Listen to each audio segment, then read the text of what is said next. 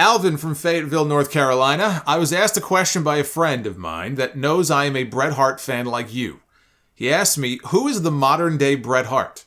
I stopped and thought about it for a second, and I answered AJ Styles or Dax Harwood.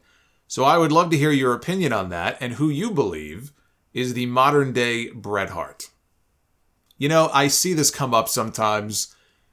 There is no one person that I see who I immediately point to and say, he's the modern-day Bret Hart.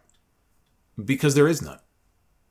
Bret was just built different. You know, as seriously as he treated it, the way that he sold, the psychology of pro wrestling. I mean, I saw Meltzer once say that Tanahashi was the modern-day Bret Hart.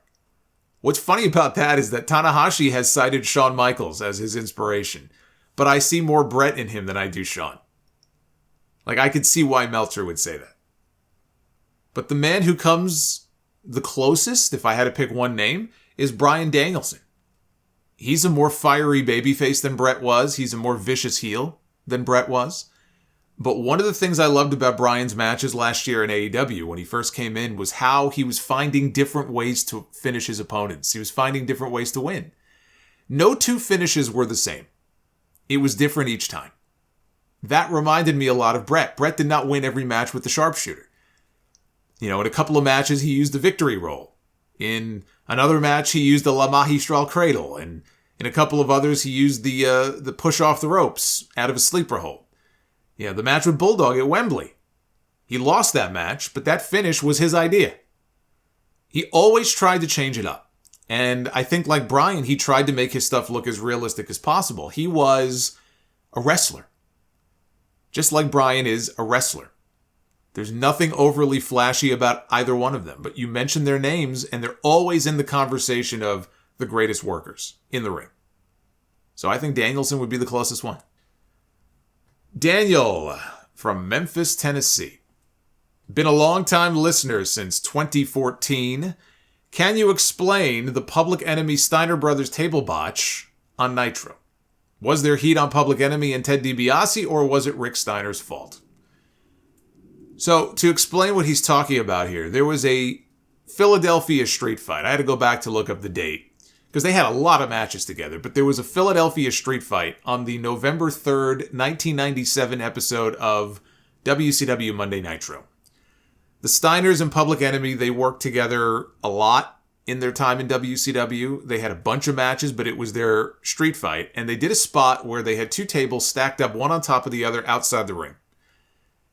Rocco Rock bent Rick Steiner over. That sounds very dirty, but he bent him over so that he was sandwiched in between the two tables, if you can visualize this. Okay, so Rick is standing up and now he's hunched over, and his body, his torso, is in between the two tables. So he wasn't like laying across the table or anything like that. Meanwhile, Johnny Grunge goes up to the top rope, and the idea was he was going to dive through the tables. The spot was Ted DiBiase, who was managing the Steiners at the time, which always felt very weird to me, especially after seeing the Steiners against Money Inc. feud in WWE and trade the tag team titles back and forth. To see DiBiase managing Rick and Scott was very bizarre.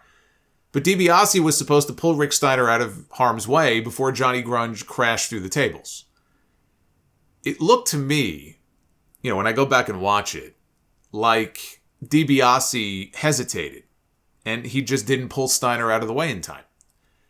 So when you watch it back, again, I don't blame Rick Steiner or Johnny Grunge for that. It looked like it was DiBiase's job to pull Rick out of the way, and he just didn't do it in time. So Grunge crashed through the tables, and Steiner, he pulled himself away, but he almost lost his ear.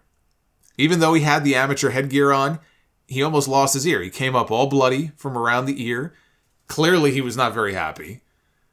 Whether there was heat on Public Enemy for it when they got to the back, I wasn't in the back, so I don't know. But the Steiners looked pissed, and that probably wasn't a very happy meeting in the back.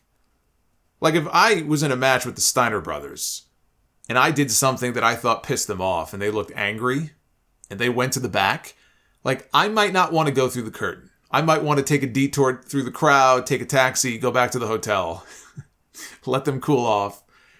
But Public Enemy, I mean, they just couldn't catch a break between this and the incident with the APA when they went to WWE a few years later. You know, Public Enemy got the table gimmick over on a national scale before the Dudleys ever did. So, I mean, they had that going for them, but it just seemed like Trouble followed them. Once they left ECW, like, Trouble just followed them wherever they went.